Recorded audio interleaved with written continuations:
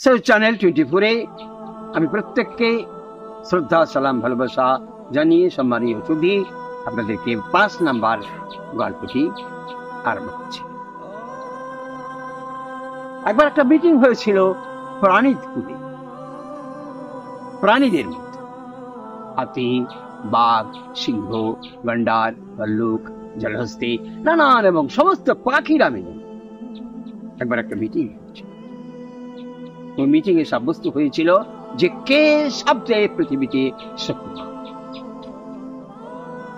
কার নানান প্রকার গুণ আছে।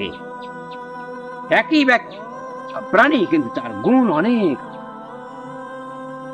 এর মধ্যে ওই অনুষ্ঠানের সভাপতি ছিল ছোট্ট একটা ময়না পাখি।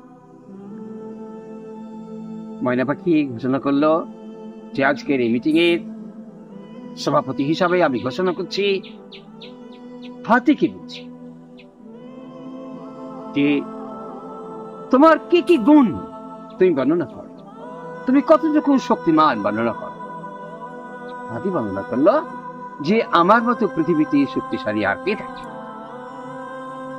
আমি বড় বড় গাছকে উপড়ে ভেঙে দিতে পারি, আমার এই সুঁড় দিয়ে আমি বড় বড় ডাল ভেঙে দিই, আর আমার পিঠে চেপে 10টা 20টা মানুষ চাপলেও আমার কিছুই হবে না, আমি চলতে পারবো। এবং আমি মরলেও লাখ টাকা, বাঁচলেও লাখ টাকা, আমি বলি না, জনগণ বলে। এবার আমার গুণ বুঝুন।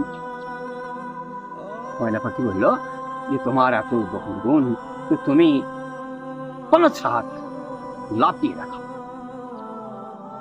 তো হাতি বলল না, এইটা আমি লাফাতে পারবো না, এমনি দৌড়াতে পারবো কিন্তু লাফাতে পারবো।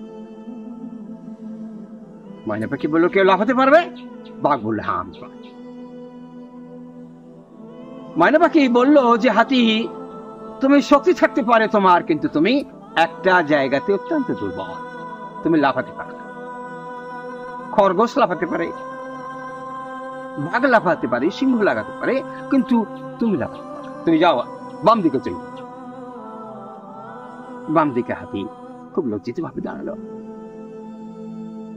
এমনি করে বাঘ বললো আমি লাফাতে পারবো। হ্যাঁ বাঘ তুমি লাফিয়ে দেখাও। বাঘ লাফিয়ে দেখালো। বাঘ অত্যন্ত শক্তিশালী প্রাণী, দৌড়ে দেখালো যে হ্যাঁ আমি কত শক্তিশালী প্রাণী। ময়না পাখি বলল তুমি উঠতে পারো একাট্টু? বলে না আমি উঠতে পারি। একটি ছোট্ট পাখিকে ময়না পাখি ডাকলো, তুমি একটু উড়ে দেখাও তো। উড়ে দেখালো। বললো ময়না পাখি বললো দেখো তোমার শক্তি বেশি, কিন্তু তুমি কখনো উড়তে পারো না। একটা ছোট্ট গাছেও তুমি উড়তে পারো না, তোমার ডানা নাই, তাদের উঠতে পারো না, তাই তোমার এটা ওড়ার ক্ষেত্রে ব্যর্থতা, বামে দাঁড়াও। সিংহ বললো যে আমিও তো উঠতে পারবো না। এমনি করে করে সমস্ত প্রাণীকে টেস্ট করে দেখা হলো। জলহস্তিকে বলা হলো যে তোমার কিরকম শক্তি, কুমিরকে বলা হলো তোমার কিরকম শক্তি, তার আপন আপন শক্তি দেখা। কিন্তু তাদেরকে বলা হলো যে দৌড়ে দেখাও তো। কুমিরকে বলা হলো তুমি দৌড়ে দেখাও তো, তোমার সঙ্গে একটা ছোট্ট প্রাণী দৌড়বে, তুমি তাকে পারবে কি?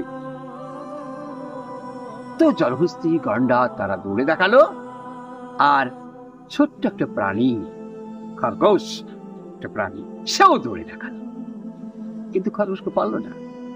গন্ডার তাদেরকে বলা হলো যে তোমরা বাইরে। সভাপতি ময়না পাখি ঘোষণা করলো পৃথিবীতে এমন কোন কেউ আছে কি যে আকাশে উঠতে পারে, যে জলের মধ্যে চলতে পারে, আর যে স্থলেও দৌড়াতে পারে? একটি পাখি পানকৌড়ি সে বলল যে আমি পারি। কিরকম?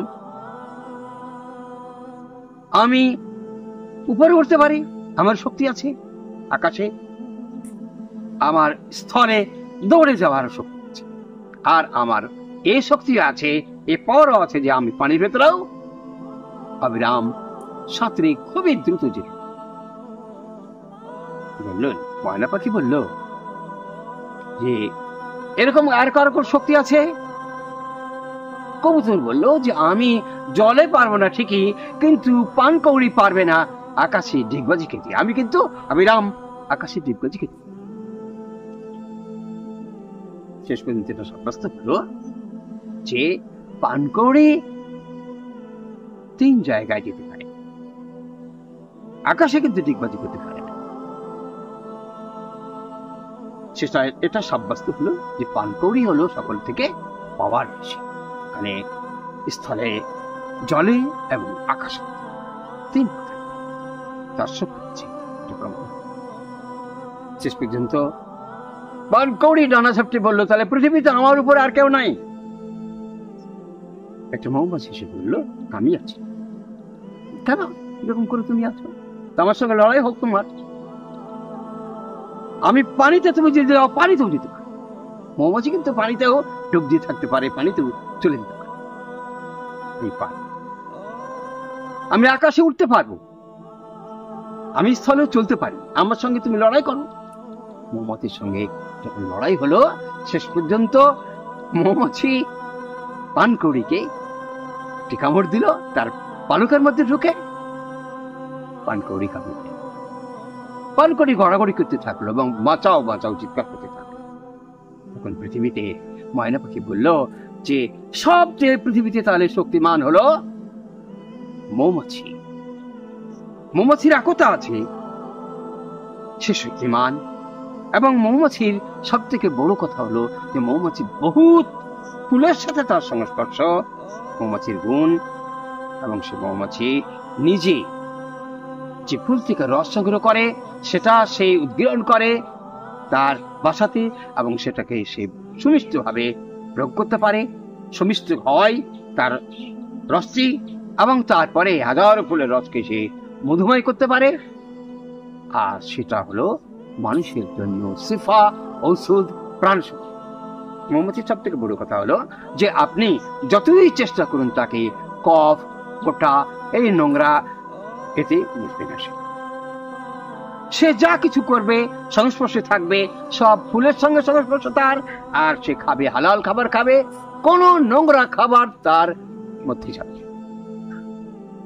পৃথিবীতে এই ময়না পাখি বলল, হ্যাঁ, পৃথিবীতে সবচেয়ে শক্তিমান, সবচেয়ে পাওয়ারফুল, সবচেয়ে হালাল প্রাণী মৌমাছি। আল্লাহ রাসূল বলেছেন, তোমরা মৌমাছি, তোমার মাস্ত মাছি হবে না। মাস্ত মাছির স্বভাব কি? এমনি সাধারণ মাছির স্বভাব কি? সাধারণ মাছির স্বভাব হলো এই যে ও একবার ফুলে বসবে, একবার মিষ্টিতে বসবে, একবার আপনি আম কেটে রেখেছেন সেখানেও বসবে, আবার একবার পায়খানাতেও বসবে। কিন্তু মৌমাছি কখনো পায়খানায় বসবে। মানুষের মধ্যে আমরা যারা আমরা এই চ্যানেল শুনছি তাদের প্রত্যেককে আমি আবেদন জানাচ্ছি যে আমরা মৌমাছির চরিত্র গ্রহণ করব। আমরা একবার ভালো একবার মন্দ এরকম কোন চরিত্রের সঙ্গে বসে থাকবো না। মৌমাছির জন্য আমাদের যে জীবনযাত্রা, সেই জীবনযাত্রা থেকে আমরা শিক্ষা গ্রহণ করব সকলে, এবং আমরা আমাদের অন্তরে মৌমাছির স্বভাব লালন করব। আসসালামু আলাইকুম ওয়া রাহমাতুল্লাহি।